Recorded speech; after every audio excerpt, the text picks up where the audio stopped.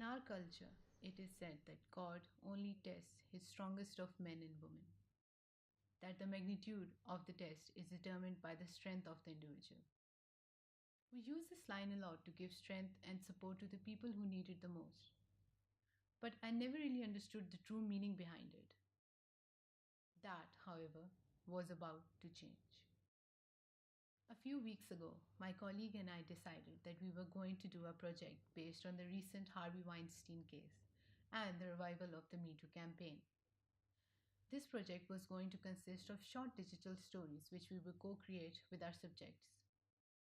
From the start, I knew that this wasn't going to be an easy process, but I was determined to take an initiative about harassment and abuse in Pakistan. The biggest challenge for us was to get word out about the project. We turned to social media and asked people to share our post, but it wasn't a success. 2 days had passed and not a single person came forward.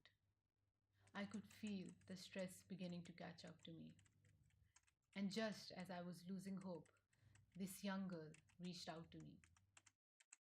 At the age of 17, this girl was molested repeatedly by her uncle. He would force her to touch him inappropriately. A man in his 50s forced a 17-year-old for his own pleasure and threatened her not to tell anyone. The worst part of it all is that she still has to face her abuser every now and then. It took a moment for me to gain my composure and write back to her. She was brave enough to agree to a meeting, and everything was going great. But something happened during that time. She started to retreat all of a sudden. When I asked her if she's okay, she told me that she's having second thoughts and eventually canceled the meeting. Her courage was inspiring, but somewhere along the line she lost it. This was something that haunted me for a while, until I finally saw the tragedy we're living in. For according to our culture, bad things happen to good people. We tell people that they are the real heroes in the face of adversity, but when it comes to abuse and harassment, we tear down the same heroes. We don't follow strength, we tear it down. We lack the empathy to offer solidarity to victims, yet we have the nerve to point fingers at them.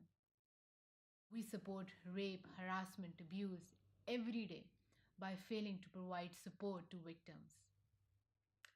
This was a girl who was the epitome of strength and courage. She was the strongest of God's women, but she retreated out of fear of being ridiculed.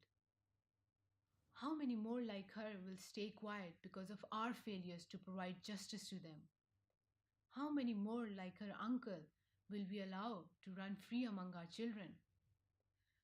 And how many more men and women are we prepared to sacrifice because of our failures, because of our hypocrisy?